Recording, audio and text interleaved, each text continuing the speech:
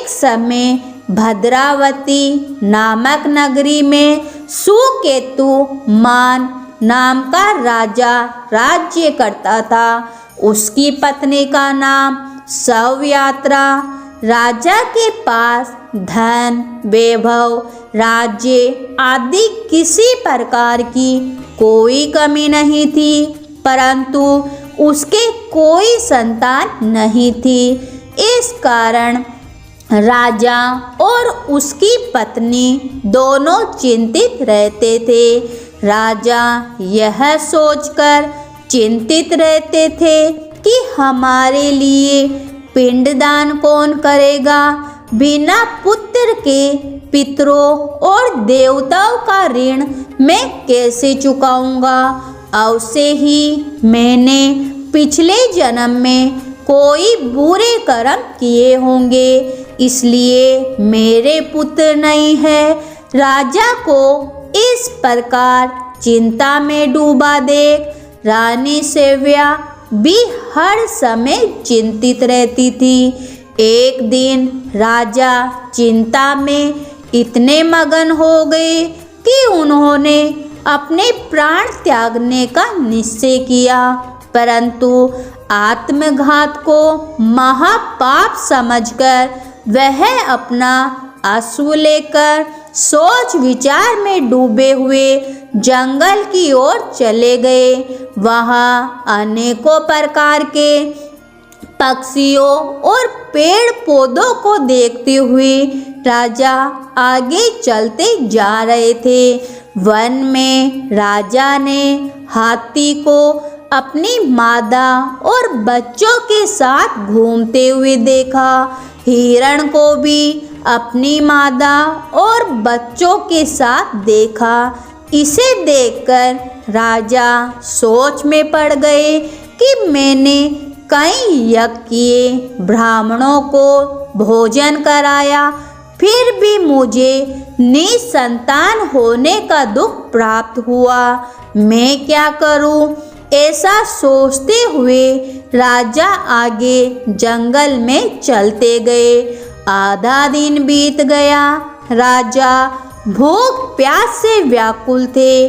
पानी की तलाश में वह भटकते हुए एक सरोवर की तरफ गए। उस सरोवर में कमल पुष्प खिले हुए थे तथा बतखें विहार कर रही थी। राजा ने नजर घुमाकर देखा तो सरोवर की एक ओर मुनियों का आश्रम बना हुआ था। उसी समय राजा के दाएं अंग फड़फड़ाने लगे। राजा ने इसे शुभ संकेत समझा और घोड़े से उतरकर उन ऋषियों के आश्रम में गए। आश्रम में पहुंचकर राजा ने ऋषियों को प्रणाम किया और वहां बैठ गए। राजा को देख मुनियों ने पूछा कि हे राजन, आपकी क्या इच्छा है? राजा ने पूछा, महाराज आप कौन हैं और यहाँ किस लिए आए हैं? कृपा करके मुझे बताइए। तब वह ऋषि बोले कि हे राजन, आज से 5 दिन बाद संतान देने वाली पुत्रदा एकादशी है। हम विश्वदेव हैं और इस सरोवर में स्नान करने के लिए आए हैं। यह सुनकर राजा बोला कि हे महाराज, मेरे कोई संतान नहीं है।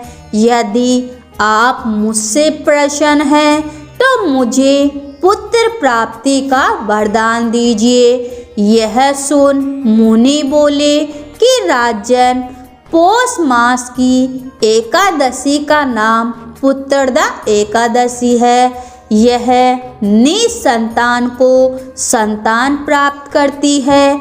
आप अवश्य पुत्रदा एकादशी का व्रत करिए और भगवान की कृपा से आपको पुत्र रत्न की प्राप्ति होगी। मुनि के वचनों को सुनकर राजा को संतोष हुआ और उसने महल में जाकर रानी सैया को सारी बात बता दी और पुत्रदा एकादशी के दिन राजा और रानी दोनों ने पुत्र प्राप्ति की इच्छा से पूरे विधि विधान से पुत्रदा एकादशी का व्रत किया और द्वादशी के दिन पारण किया। कुछ दिनों बाद रानी सैया ने गर्भ धारण किया।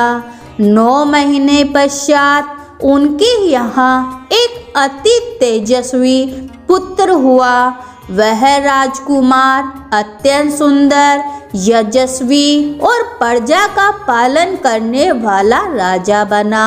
श्री कृष्ण भगवान बोले कि हे कुंती नंदन, पुत्र प्राप्ति के लिए पुत्रदा एकादशी का व्रत सर्वोत्तम व्रत है। जो मनुष्य पुत्रदा एकादशी के महत्व को पढ़ते या सुनाते हैं वह सांसारिक सुखों को भोगकर अंत में स्वर्ग लोक को प्राप्त करते हैं। पुत्रदा एकादशी का व्रत करने वाले व्यक्ति को सुबह जल्दी उठकर स्नान आदि से निर्वत होकर संतान प्राप्ति के लिए पति पत्नी दोनों को स्नान के पश्चात पूरे विधि विधान से श्री हरि नारायण की पूजा करनी चाहिए।